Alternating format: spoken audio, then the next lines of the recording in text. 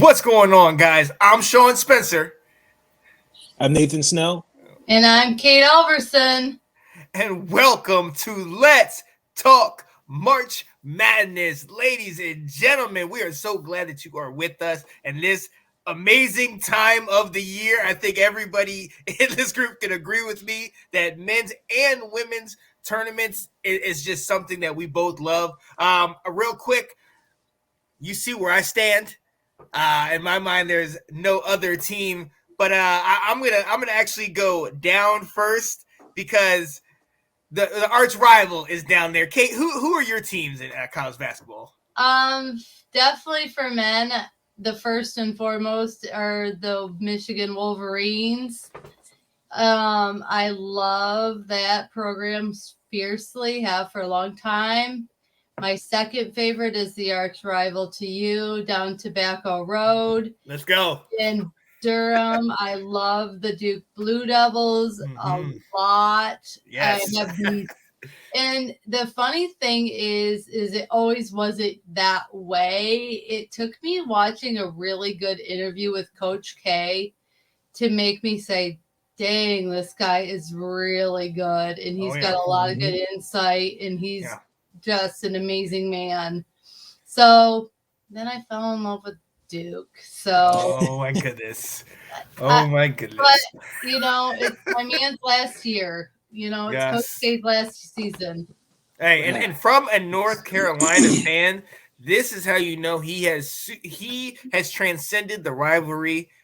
I have nothing but the utmost respect and love and admiration for that man. And you and I talked about this a couple years ago when there was a lot of the, Black Lives Matter movements and everything. He was in support. He was there in action, and that changed it for me. For me, it became more than just basketball. This is real life, and I absolutely love it. He's got a heart of gold. I mean, he really does have a very good heart. He's got a great heart for his players. He's got a great heart for his community. And, he's very socially aware always with different things that are going on. Sometimes it gets brought to the public eye, and other times it doesn't. So, I mean, you got to have mad respect for Coach K. If you don't, you don't get him. And I think, and staying here for a quick second, Nathan, I mean, Coach K, I got to say, I mean, Katie, you say it all the time, GOAT. Nate, I know you don't like to say GOAT. But I mean, he's in that Mount Rushmore. What do you think? I would agree with that. He's in the Mount Rushmore. I mean, I think when you think of Duke basketball, that's the first you can think of is Mike Krzyzewski. Even when he coached Team USA, the '92 Dream Team, and even Team USA, 2012 year, we had LeBron and Melo, D Wade, and all of them. It's just he's so his level of composure. He's so cool minded. Yeah. He just it just. I really wish he would consider at some point coaching in the NBA.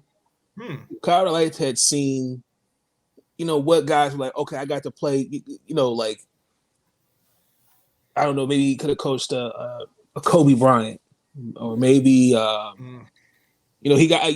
to coach. Even though for the Olympics, he got to coach Michael, Magic, them. But like imagine coaching them on the NBA level. It's going to be sad, because it didn't hit me until when he announced retirement and they had allowed on first take, and I was like, wow, like the times we've played in Maryland, those Duke teams have always been competitive. Always. So I do feel like a little piece of us college basketball won't be the same without him. No, but I Tom Brady not being in the NFL. I mean, you look at that perspective, and he's a pillar. He's definitely a pillar. But I don't think he'll coach on because he's had some health issues. I mean, he had to leave a game because of just sheer exhaustion this season, and Shire had to finish coaching the game for him. So he and Mickey are gonna sail off to the sunset and enjoy retirement and their grandkids. Oh yeah, and well deserved. And I mean, I agree. Like it happened to the great Roy Williams. You know, obviously he didn't have as long of a tenure, but you know, he definitely won us three national championships in North Carolina. And but I mean, he was in the last couple of years, he collapsed on the sidelines winning games. Right. You know what I mean? Yeah. It's just you get to a point where you've done enough. Okay, you know, we can't.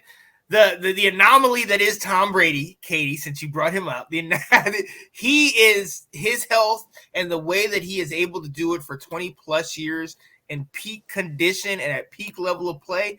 That's an anomaly. That's a rarity. Right. You know, and you're doing that with young men. Right. You're shaping. You're molding young men into be men, especially when they go into the pros or you know when they get ready for college. Right. I mean, that's a lot of personalities he's dealt with over the years. And you don't turn that. None of that turns off. You don't say, okay, after the job is done, after the game is over. No, you're still getting in touch with these people's families and things of that nature. Oh, definitely. Mm-hmm. I mean, he was key with Jay Williams when Jay Williams had his accident and everything. Yeah. Right. He really came alongside Jay through his recovery, through helping him get back to Jay Williams again. Mm-hmm. And finding out who he was again because of all that. Yep. So, and same with Bobby Hurley when Bobby Hurley had his accident. Yeah. Coach K's right there with his guys through the trenches, whether they're playing for him or not playing for them. Mm-hmm. I mean, he's a good dude. Absolutely. I agree 1,000%. So yeah, all the respect, all the love, all the admiration, all the accolades, they need to go to him. And he whooped up on my Tar Heels earlier, but we will see you again. Believe that. You'll see us on Coach K court. Oh yeah, we will. We're coming. Let's go. But let's go ahead and move on. Katie, we already know you talked about your favorite team and one of your all-time favorite players is coaching there, but he is in the news. Ladies and gentlemen, even though this happened maybe a week ago, we still know what happened. We have to ask that question. We have to ask what your thoughts on the Juwan Howard incident at the end of the Wisconsin game. But before we do that, we're going to go ahead and we're going to try to play that clip just to refresh everybody's mind on what happened. Give me one quick second. There she blows.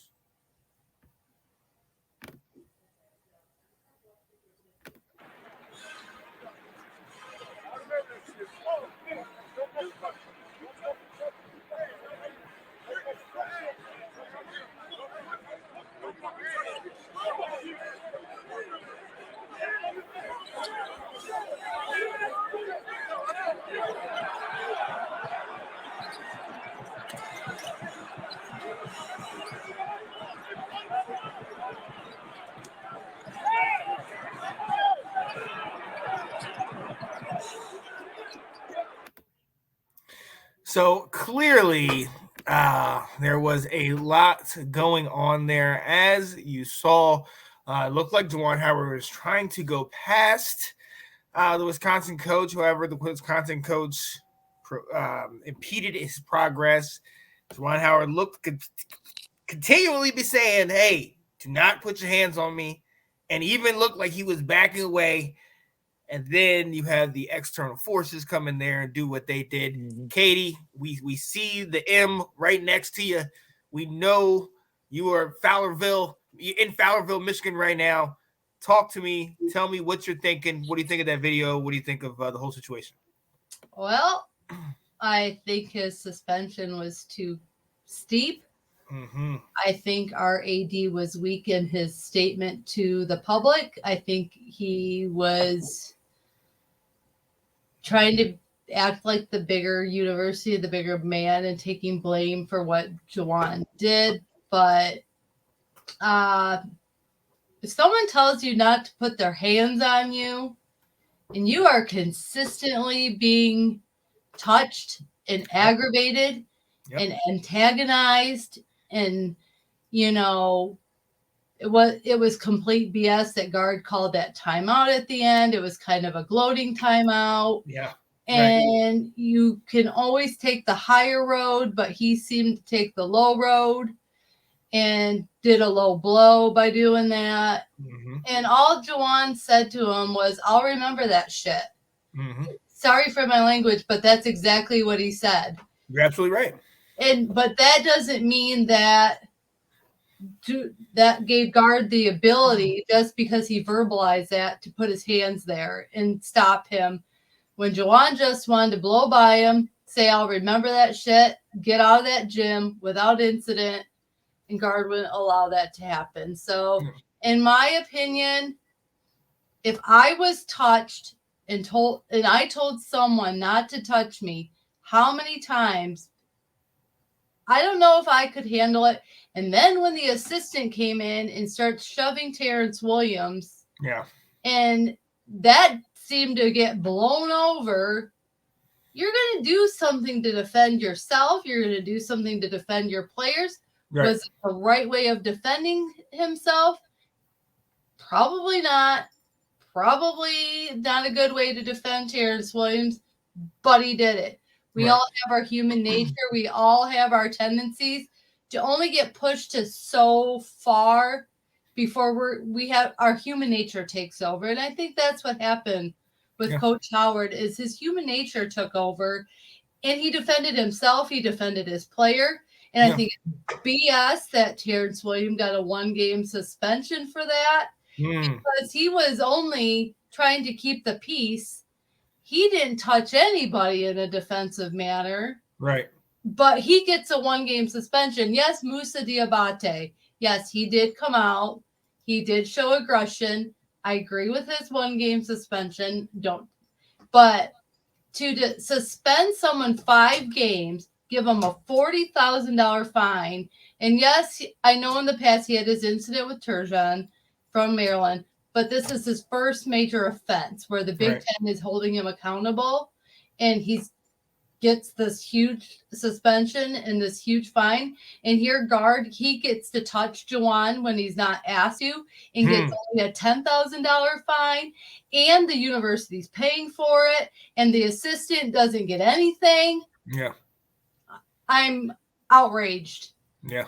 I'm outraged as a Michigan fan, because I think, yes, he deserved a punishment, but not what he got.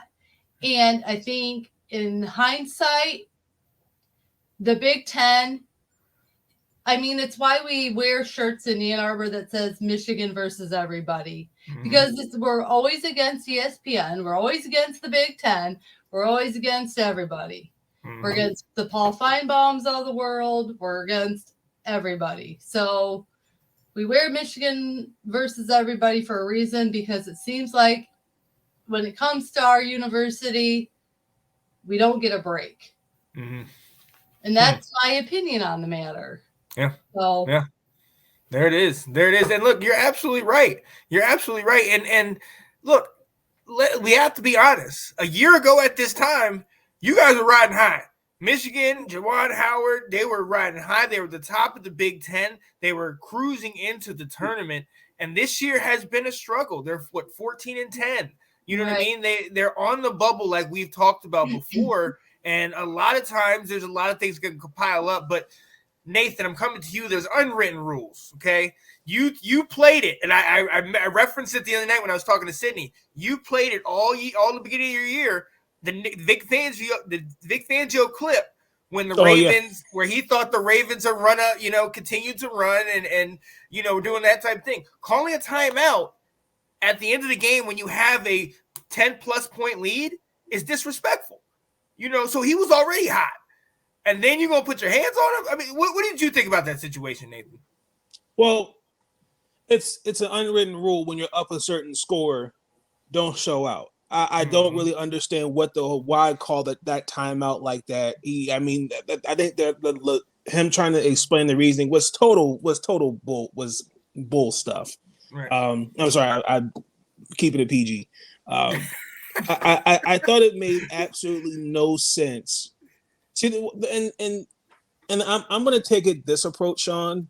I think in case you've watched me for a little while on my podcast, I have been, as a mass comm journalism major, the media is real quick to create narratives and spin narratives. Mm-hmm. Now, it's interesting how people have been calling for Juwan Howard's job and not look. See, we look at this is just let me back up. As a society, we always look at the effect. We never look at the cause. Yeah. Well, what caused it? Well, you're up a certain score, and you're calling a garbage timeout. Yep. You then proceed. Unfortunately, yes, as a coach, I'm going to be high rate. I'll be honest. When using football, when the Bengals killed us in Cincinnati, where Joe Burrow threw the ball, I was pissed. I don't understand the comparison of us playing Denver, but that's on the subject for the day. Yeah, John Harbaugh was pissed, but he kept his composure. There is a certain when you do have to keep your composure, but in that moment, I feel like sometimes I think guys like Guard and others, they try to see, well, let me see how can I take Juwan Howard off. Mm-hmm. I feel like that was uncalled for. Yeah, I do think that what Guard did was wrong. I mean, and if you look at the video, he did say, I remember it. Putting your hands on the coach is uncalled for. Right. Now, I disagree with people saying we need to get rid of the handshake at the layup line. No, there is a thing. There is a thing. You have to be a sportsman. Hey, look, you play to win the game. You got your butt. You got your ass kicked. You got your ass kicked. Take the loss. Go back home, or we go on the road and prepare for the next game. But I do think that there are two distinctions. I think one is, well, Coach Guard really didn't do anything, but he provoked Juwan Howard. Mm-hmm. And again, from someone who's from Chicago, Juwan Howard's from Chicago. Those Chicago boys, they don't play. No. Yep. My dad told me there was a basketball player back in the day. His name was Terry Cummings. And, yeah. It was an episode Inside the NBA. This really, really quick. They showed a clip of Chuck Barkley with Philadelphia, and they're playing the Bucks. And Paul McKeskey fouls out. And there's a clip where Barkley elbowed McKeskey. And then, Chuck's all hyped and say, hey, Terry Cummings, you could have got some too. And Katie goes, no, you wasn't under Terry Cummings. But my point is that there is a level of composure that you have to keep. But I also too think that both sides, there needs to be a respect of the game. Yeah. You calling a garbage timeout and a meaningless timeout does nothing. That's kind of just rubbing it in the opponent's face. Right. And number two, I gotta give his boys some credit. They stood up for their coach. They did. Now, I definitely thought it was wrong for the assistant for Wisconsin to step up and talk back, because let me just say, we don't even know what was said to Juwan Howard to get him go that far. So I think people aren't taking that into consideration. And then number two, like, to find him, I would have given him 2 games, because I feel like some of this is also to public outrage, to outcry. Yeah, like, he needs to be make an example. They need to make an example of him. Yeah, and I just feel like there are a lot of other coaches like Penny Hardaway, like it's kind of like while they're kind of in the media, if they're not coaching well, then this is headline news. But you got other coaches that are doing the exact same stuff. Like when we played them last year, Mark Turgeon, he provoked Juwan Howard. That's coming from a Maryland fan.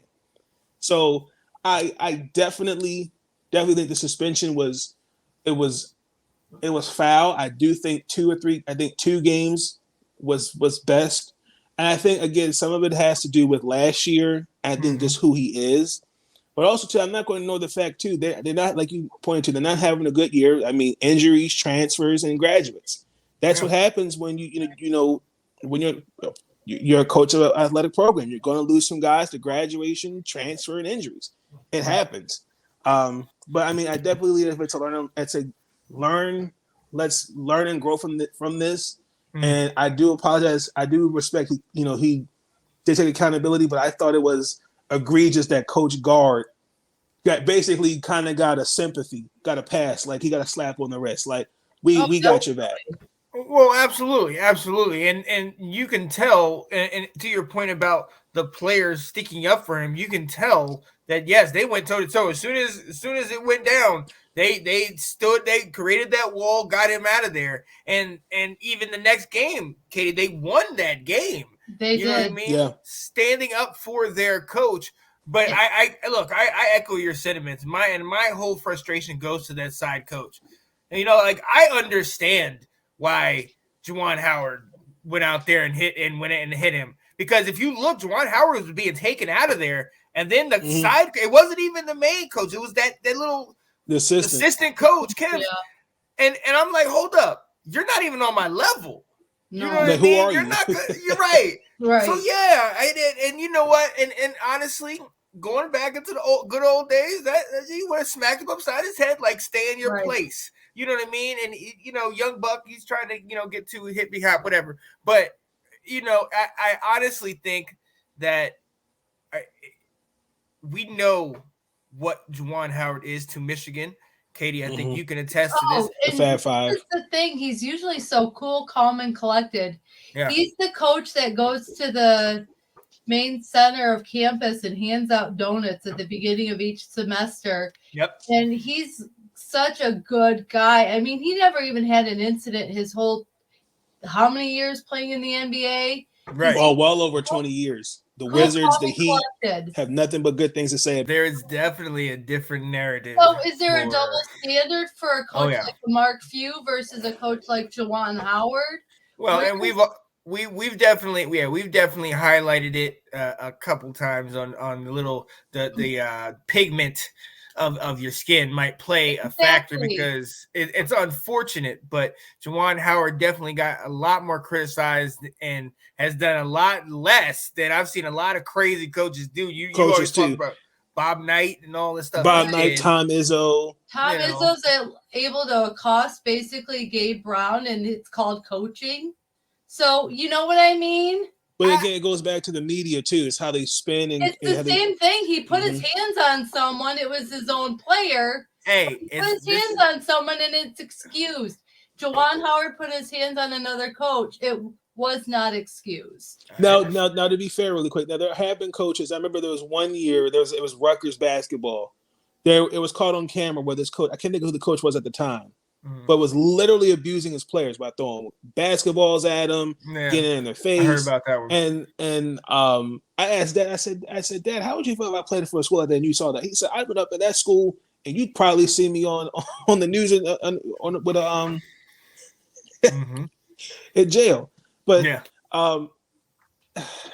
it's ridiculous. It's ridiculous. It's ridiculous. Now, I gotta fight back. I gotta fight back on the Michigan State thing because I did see that he didn't accost him. He was a father figure telling the boy, "Hey, don't walk away from me." But that's your way of doing it. But for some other person, they would. Exactly. That's the same thing. The same thing for Howard. Right. Some other person might say. So it's all how perspective and how we look. I'm not disputing anything. I'm just saying, I got to live in this house. I got to say something for Michigan State. Look, we have to move. Really quick before we go on to the next. There was a funny moment after that brawl. There's an assistant coach in Wisconsin. It's on Twitter. He did the DX job. Did he? He said something, and you can see him. He did the DX job. Did you see the coach that supposedly was like mutilated and he barely had a bloody lip from it? Oh, I saw that. And on Twitter, and he's smiling with his blood, like barely bloody lip. See, I loved the people that came in at the very end once it's over. Like, hold me back, like, no, you were nowhere near it when all that stuff was going on. So I just hope it gives the guys the ammunition they need to play well for Phil, the Godfather Martelli, play well for the other assistants. Some of the guys are rocking black socks and black shoes for Howard, mimicking the Fab 5 days. Like, Coach, we're in support of you. So I just hope it gives them the ammunition to just run and just show off. shock the world, as Jawan would say. We'll see. We shall most certainly see. Next, coming into something that another thing that I want to get into in here, we're not just going to dive into men's, but we're also going to dive into women's college basketball. And I'm going to tell you, the women's game rivals, if not better than the men's game. I mean, if you watch those games, the NCAA tournament a year ago, the women's by far was better, in my opinion. Oh, it was. Baylor should have beat UConn. That was a foul. I do. Yes. Oh, I definitely agree. Oh, I definitely agree with that. I remember they was all up in her face. I was like, come on now. So I am so excited to see this tournament as it's coming. And before we can get into the tournament, we got to talk about who do we think is the best player in the player of the year in women's college basketball. Nathan, I'm gonna come to you first because I know ladies first. I want to hear what Katie's got to say. Okay, all right, Katie, what you got? It's got to be Iowa's Caitlin Clark. She is just balling out. Has massive numbers every game. Like, even in her loss to their Michigan game, she had like 46 points, 10 assists. I mean, she's just out there, just insane playing for Iowa. So if it's not Caitlin Clark, it's highway robbery, in my opinion. I mean, even my co-host for my ladies football show, Delilah, and I have been talking about her. And even Ash, there's no better player in NCAA women's basketball right now. There's some that could come close, but like, I can't even put my own great player from Michigan, Naz Hillman, and her in the same category. Naz is a great player in the Big Ten, but you can't even give her Big Ten player of the year probably because of Caitlin being in the same conference. So, Caitlin's she's just phenomenal. She plays with such grit. When she's out on that court, she's balling. She could take on some of the NCAA men's players one-on-one and probably beat them. Okay. She's good. She's good, and she's a sassy player out there. She's confident. I like her a lot. Okay. I can dig it. Nate, what you got? I'm going to say it has to be Aaliyah Boston. South Carolina, they're the best basketball program in women's basketball right now. What Dawn Stanley has done, they have a 1A and a 1B team. I mean, Maryland couldn't even with the weapons, with the limitations we had. We're not running a match for them. I do feel like Aaliyah Boston in the media, this is just my opinion. I do feel like Aaliyah's not getting the same media recognition that a Caitlin Clark or a Paige Beckers for her injury has gotten. I do think that there has been narratives. I believe there are narratives that have been created to say Caitlin Clark should be player of the year.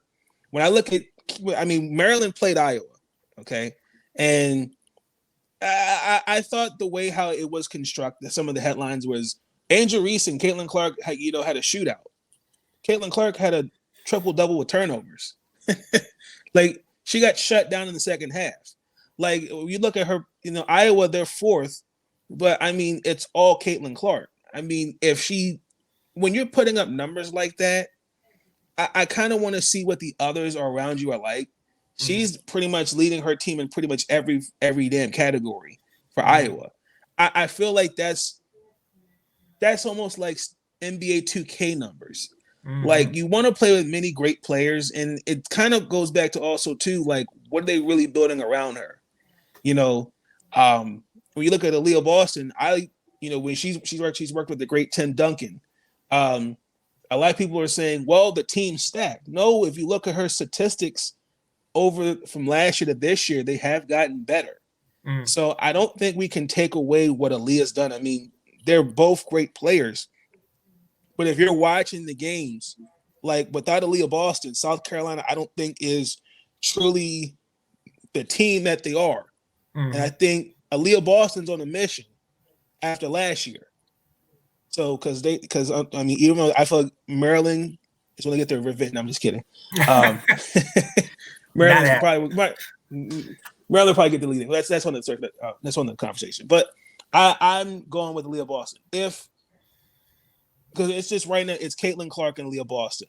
Right. But if you just look at the game and look at the numbers, I mean, they're both great. They're both great players, and it's going to be a great draft class for the WNBA. But I agree. It's definitely going to be. It has to be Leah Boston Player of the Year. Has to.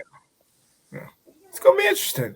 It's definitely going to be interesting. As we know, last year's winner, Paige Beckers, has been hurt most of the year, so she has not been able to do that, dominate like she did a year ago. So yeah, it's gonna be a neck and neck race. I mean, honestly, in my opinion, I haven't seen enough of either of them to really cast a ballot. I did watch a lot more Leah Boston recently, watching some of the SEC, some of the women's basketball and that. And so, I mean, she's a monster, no doubt. Like, she's dominant, but I can't take anything away from Caitlin Clark.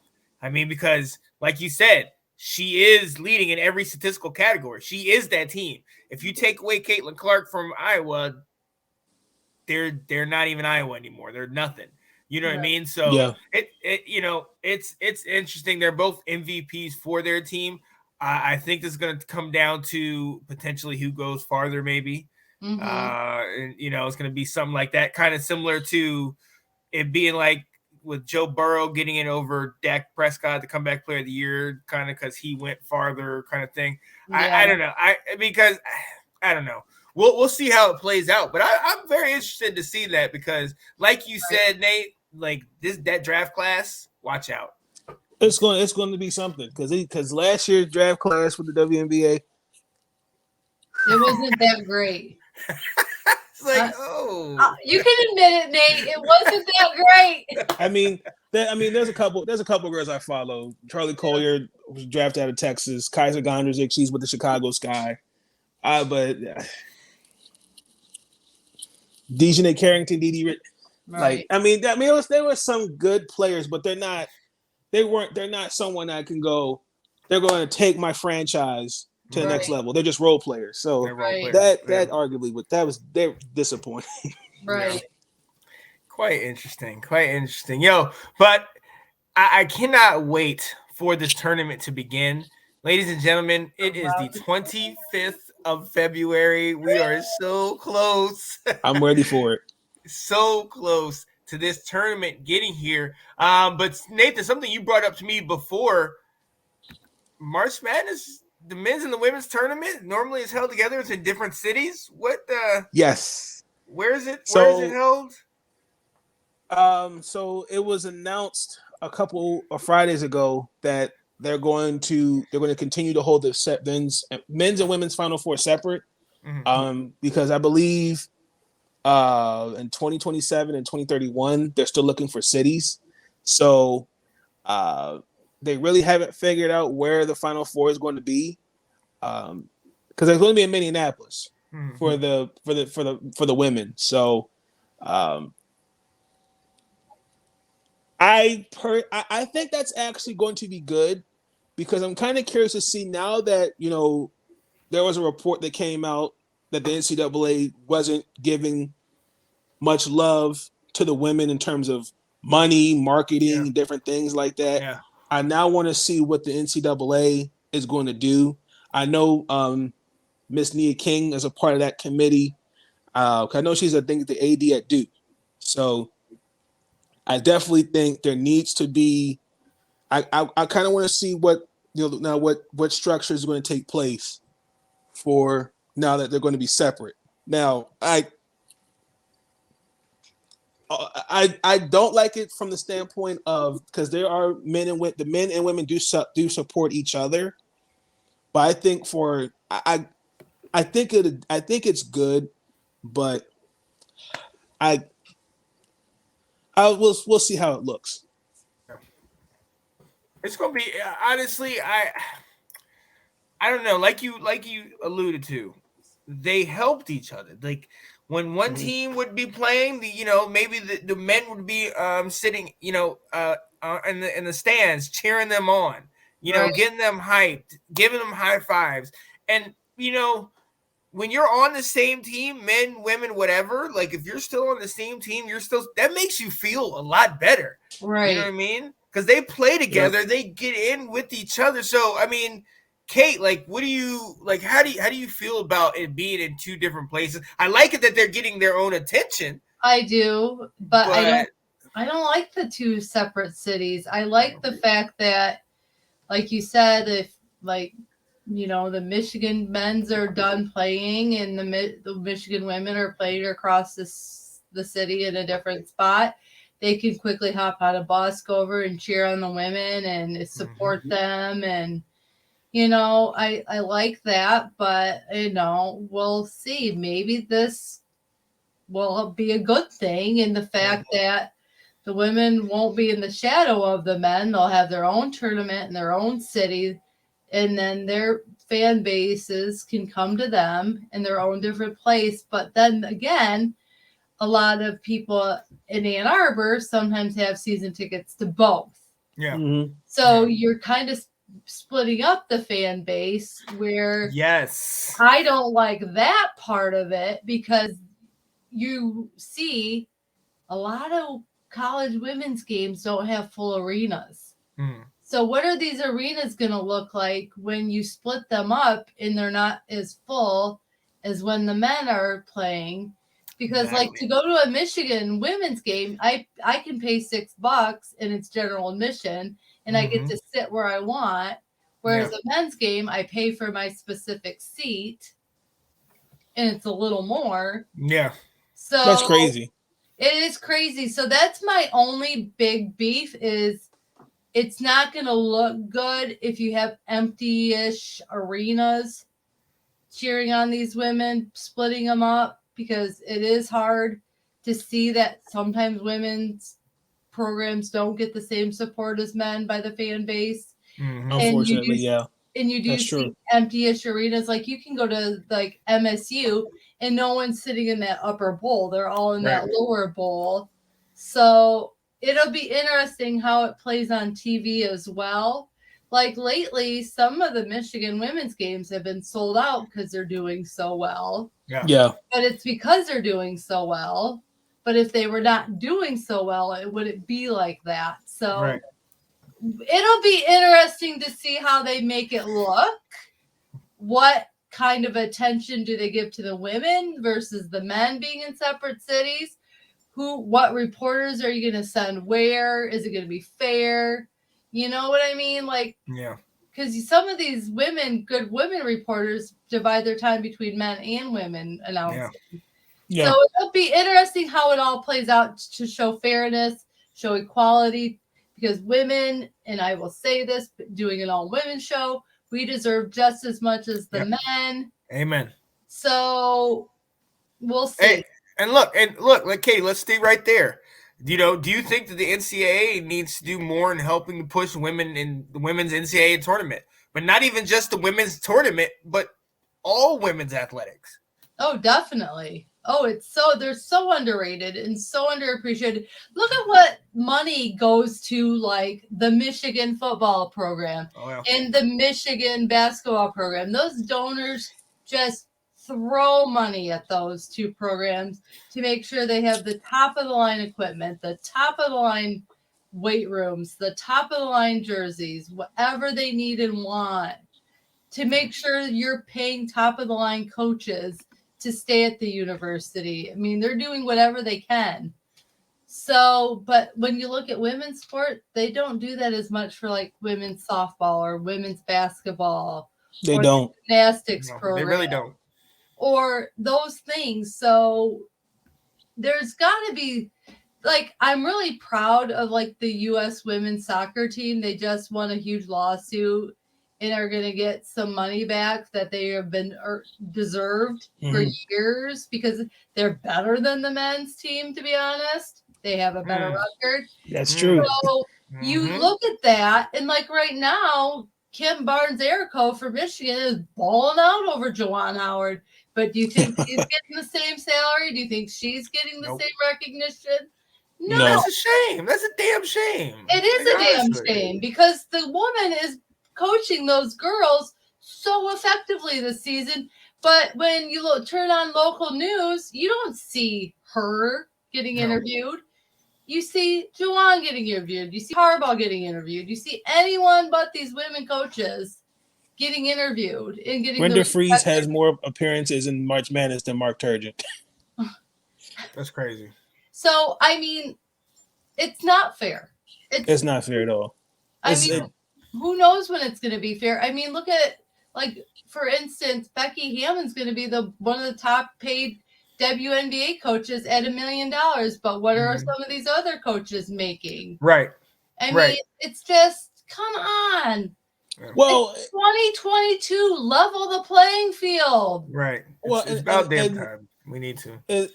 With that, Mark Davis paid her that. There are owners that want to see the women get paid more than what they're getting. Now, I do feel like this is just how I feel. There's these narratives because again, on my podcast, I've been very vocal about a support of the WNBA. And that there needs to be, I think the way the WNBA has poorly marketed not only the league, but the women. Now the NCAA, the same thing. If all you got to go back and look at those videos of the facilities, where the women are they're getting yoga mats and stuff like that, 5-pound dumbbells compared to what the men got.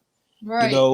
I think and I may be wrong, but I think Angel Reese was talking about how Brenda has to go out and buy them food to eat, and the men are eating like kings. So I definitely think it's one. Obviously, we're in a male-dominated society, and again, the media does play a role, and there's politics.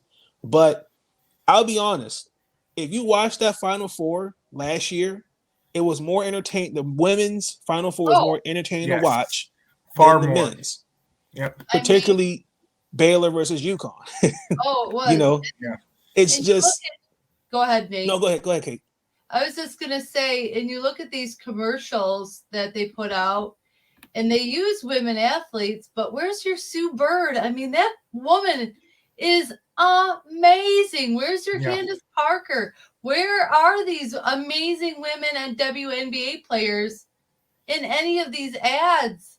Put them in the Subway ad. Yes, Simone Biles is amazing. Yes, Serena Williams is amazing. But so is Sue Bird. So are some of these others. So is Diana. There's great women players, and they're just, it irritates me as a woman to see that they're just like not thought of as great. I do feel like there will be more sponsors for the women. I do think that. I think it goes. You said this before, Sean. It takes what we're doing to continue to kill those narratives and saying, "Hey, look, this is what it is." They can play the game of basketball, if not just as better. I feel like we have to change minds and hearts instead, because sometimes when I hear people talk about with the WNBA and even NCAA for women's basketball, I hear a lot of ignorance. Like, it's boring. I don't, I mean, I'll follow this player, but it's not boring. No. Now you can tell that they have not watched. They have not attempted to watch. They don't even get into it because the games are more intense, in my opinion. You know what I mean? Yeah. Those women can get scrappy with each other just as much as the men can get scrappy. Oh, I've seen that. I was like, you get a Brittany Griner out there and she's heated. She'll take you down. Right. I'm like, wow. Like, good gracious, man. So, hey, the one thing I will say that for this tournament, it's going to be expanded from 64 to 68 teams. Okay. So 4 more teams can make it. Can definitely make it. I can dig it. I'm excited to see what happens.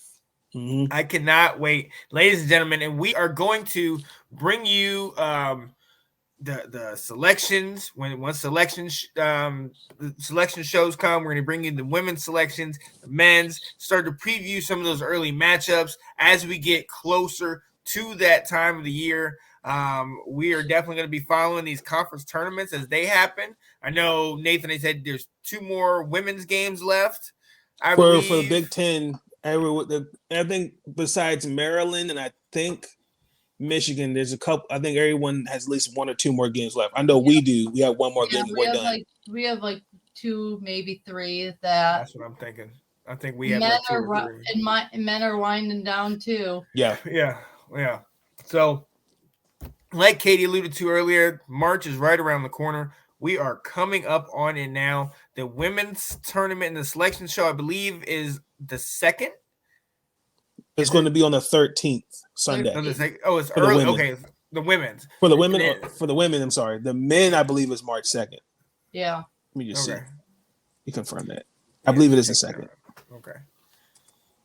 Because I know theirs is a little bit earlier, but I'm definitely eager to have us on here so we can break that down to see, who got in, who maybe got snubbed, what are going to be the Cinderella teams that are coming in through here. While he looks that up, Katie, we all see. So selection Sunday for the men, they start the 13th.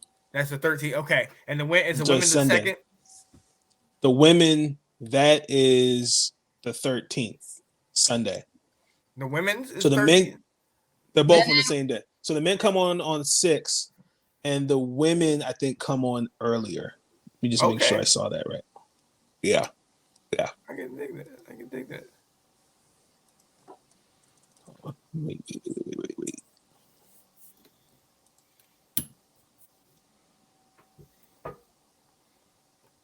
I always thought it was. Yeah, it says March 13th. Selection Sunday is March 13th, so they're both on the same day. Yeah. Oh wow, I can dig it.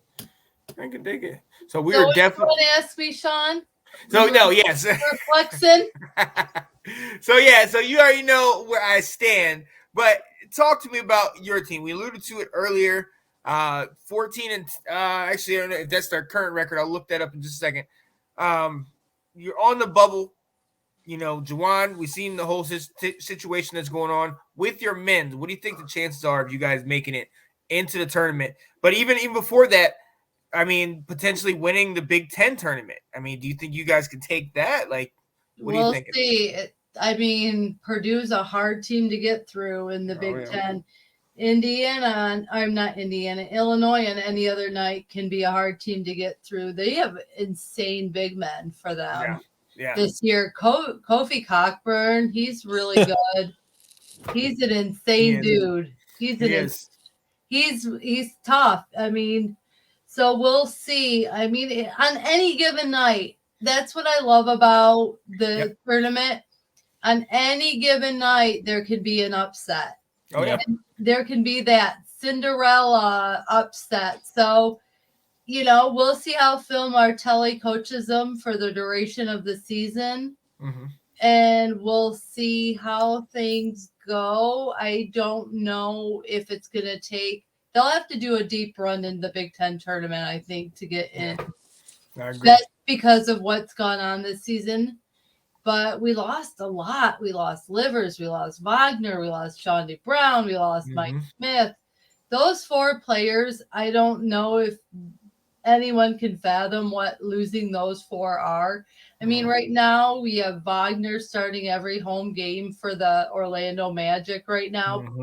Came to Washington for a little bit. Numbers. I mean, he's reunited with his brother Mo, so he's got some motivation. But anyway, you got, you lost a lot. So, and I mean, you lost our key leadership with Smith and with Livers. Those were the 2 main leaders of our team. So we'll see what happens in the deep run, but they're going to have to make a deep run in the Big Ten tournament. They can't be like one and done being a bubble team. And that they either have to go deep run, win the Big Ten, and win at least the next, like the rest of their games, I think, to really show out and improve why they need to be in there, because it's been a rough season. That's my opinion. Oh yeah, no, I agree. And look, I misspoke there. 15-11 right Yeah. now. They just beat Rutgers 71-62. Honestly, yeah, I actually completely agree with you. I think that you have to make noise in the Big Ten tournament, and that will definitely help your odds to get into the Big Dance. But hey, any given game, this is why. If you want to be Cinderella, put on the glass slipper. You know what I mean? Yep. We know how good he is when he gets in the tournament. We've seen how far he can take his team. Yep. So with Howard, and now I know they're kind of bonded together because they really jumped in and kind of clung tight to him when all this stuff happened. I think they're playing for him. So I can see them making a little move. I like that. I like that. Now sticking in the Big Ten, I got to come to that other M team, MD, right around the corner from me, Maryland. The men. We're going to talk about the men. Is there any need to talk about the men, or do we need to move on? I mean, it's awful. I mean, this whole year. I mean, when Mark stepped down, that was out of the blue. I didn't realize when he stepped down, the team looked that bad. I mean, no offensive identity. Defensively, I mean, we've just gotten. We're losing. It's just bad. I mean, we're 5-12 in the conference, and then we're 13-15. Right now, I think we're playing right now against Ohio State, and I've been on the record. I just don't think we can beat them. I think we can get payback against Michigan. No, tomorrow we play. No, Sunday. So we play Ohio State. Mm-hmm. I think we can get payback against Minnesota. I think we can beat Minnesota, and we're going to get payback against Michigan State because we only lost by 2. Mm-hmm. But the men have just been awful. I mean, not awful. I'm not saying that. They've just been very disappointing. Like some of the games, like when we lost to Iowa, it was like 110-187. Yeah. Like I turned the game off after the fourth quarter. Like that was bad. It was rough. Like the women have really honestly been, other than this whole sports year, have been really the only true bright spot. But I mean, regardless of the injuries, I don't know what this is. I don't know if this is a historical year. Like everyone just goes down with injuries in the DMV. Like Lamar went down with an injury. Bradley Beal is out for the year. What is this? Like, something in the water in Northern Virginia. Definitely is. But speaking of, no, I'm not going to make that connection. Speaking of the Big Ten and women's, I want to go back to you, Katie, because your men are struggling, but your women, led by Naz Hilson. Woo! Talk about that. Naz Hillman is the truth for Michigan. She's really just a phenomenal player. And she's got such a great attitude about her team and about being on that court. I mean, she has some fierce post moves that are just crazy sometimes. And she's a senior, so this is her last season.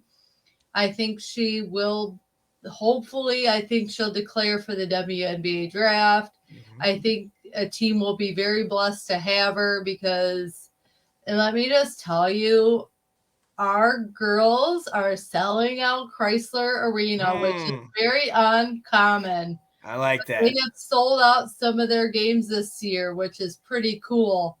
Because let me just say, you would look at like their coach and say, who is she? Like, she's just kind of this very subtle, plain Jane, doesn't want to be in the spotlight sometimes, but she definitely deserves to be.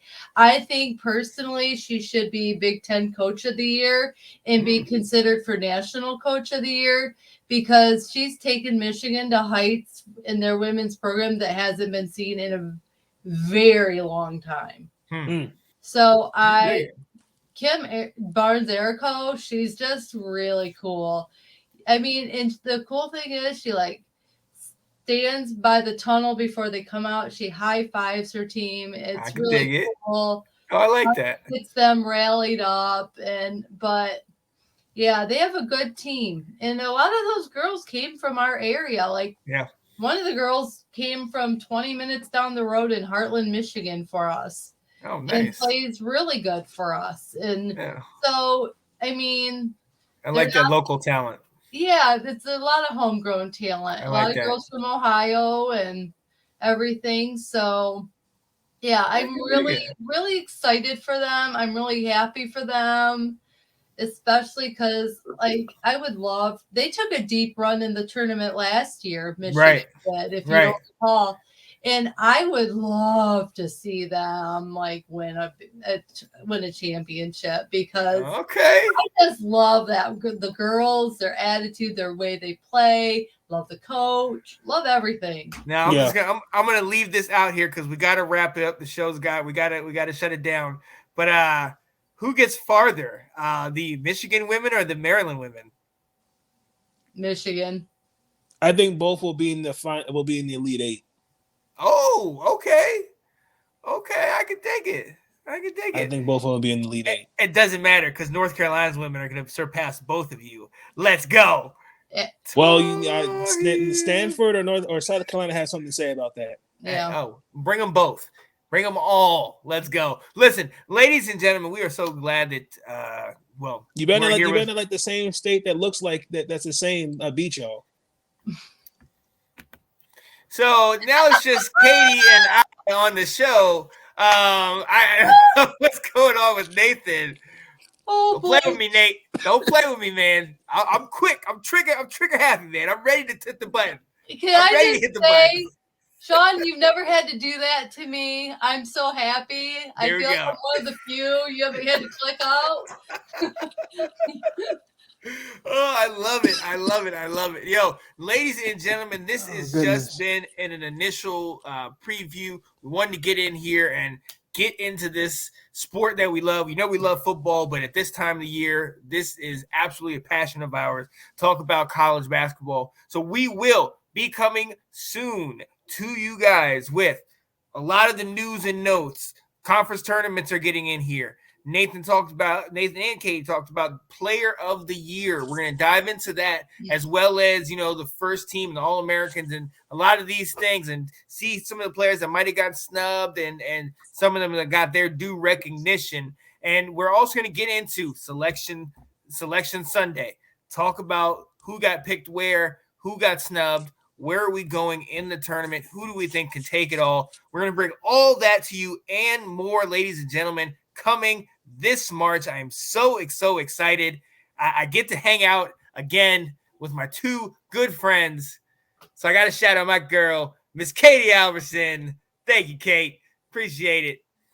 And my guy that's going on a little bit later, Mr. Nathan Snell. Nate, what time are you going on your show? I'm gonna push around 10:30. Might push to 10:45. Okay. So. I can dig it. I will be watching. Ladies and gentlemen, I'm your host, Mr. Sean Spencer, and we so appreciate you guys joining us. We will see you next time, and thank you for watching. Let's talk March Madness. Deuces.